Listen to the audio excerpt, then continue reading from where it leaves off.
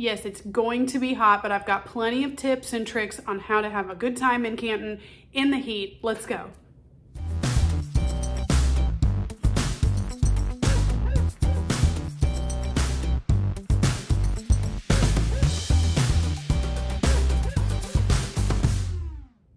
Hey y'all, I'm the Canton Junkie, and this is where we talk anything and everything First Monday Trade Days in Canton, Texas. So First Monday Trade Days, it happens year-round in Canton, Texas. It's essentially one weekend a month, and if you're visiting between the months of June to October, being prepared to be out in the heat is key in order to have a good time. The first thing to consider when shopping First Monday in the heat is when to shop what areas of the grounds. So roughly half of the area is outside in the weather, and then about the other half is inside these metal pavilion buildings. They're not like insulated and air conditioned, but they are covered, no direct sun. So what I personally do is I shop first thing in the morning, the uncovered areas, the direct sunlight areas. So that's going to be the Antique Alley area that's in front of the Civic Center, as well as the Lewis Unreserved Field. That's going to be between Pavilion 6000 and Pavilion 4500.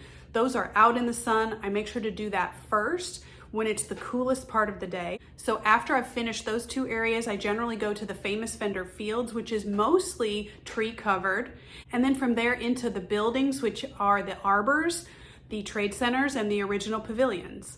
And the next key thing to know is where to go to take an air-conditioned break. So there are very few places on the grounds that have air conditioning. I can only come up with 3. So the first stop with air conditioning is a big facility. It is the Civic Center. They also have bathrooms in there as well as a concession stand. So it's got lots of shopping to do. You can spend a lot of time in the Civic Center or just hop in for 15 minutes, cool down, and head back outside.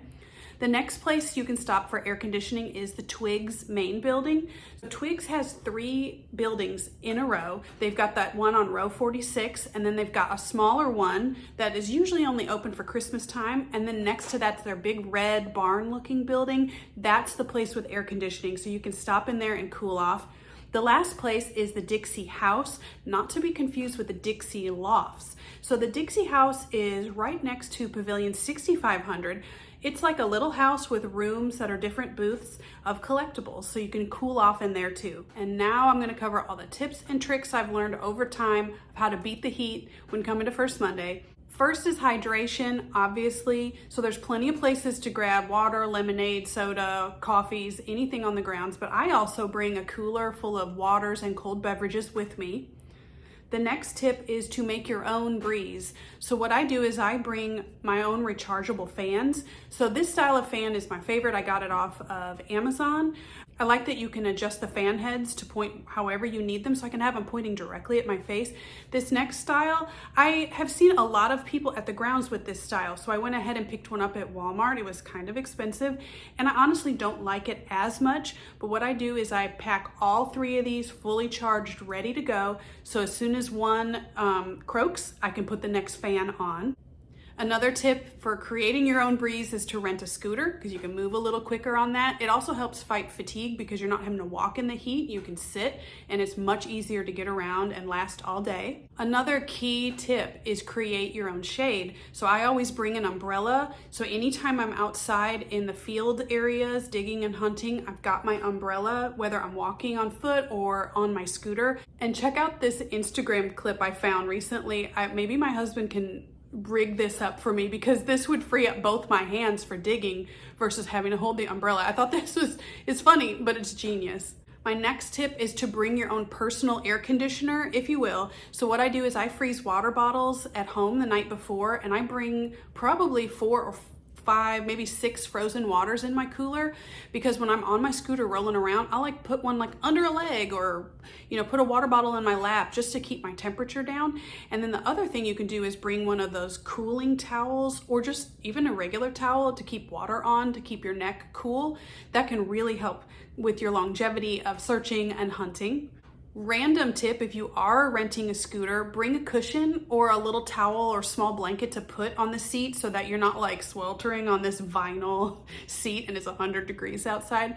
And check out this tip. Did you know that your scooter seat folds down? Get some of that sun off of it while you're getting up to walk around and look in booths. Yeah, it folds down, so don't forget that tip. And the last tip is these are not the months to bring your dog. Canton is a dog-friendly place as long as dogs are leashed and you pick up after them. But these months are so hot. They are hot on the asphalt for paws. They are obviously just hot in the air. So keeping your dog cool and hydrated can be a big challenge. So I just don't recommend bringing your pup with these months. They can come in the fall and the spring, and it's beautiful weather for pups. And as promised, here's everything to make sure you bring with and pack for heat, as well as a couple of things I always pack and bring with no matter what month I'm there. And if you need to, take a quick screenshot so you can reference this when packing for your upcoming trip.